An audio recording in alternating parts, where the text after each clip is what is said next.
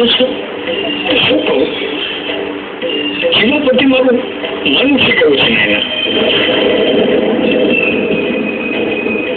શું તમે આવો બધો બોજ મન પર રાખો છો ને, એટલે દવા કોઈ અસર નથી કરતી. તો શું કરું? સુચિત્રા મારે ખાતર આગળ ભણી ના શક્યો.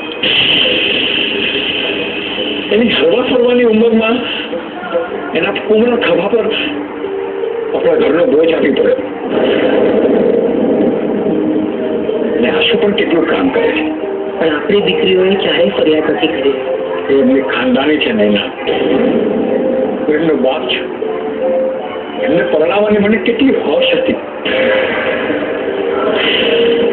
અને એમને પણ સપનાઓ હશે.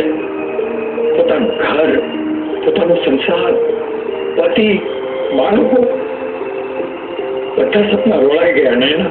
જો તમે મન દુઃખ નહીં કરો, શિવાજી બાબા જરૂર કૃપા કરશે આપણા પર, અને તમે જલ્દી સારા થઈ જશો અને આપણા સંસારની ધોરણ હાથમાં લઈ લેશો. હું આમાંથી ઉભો નથી થઈ શકવાનો.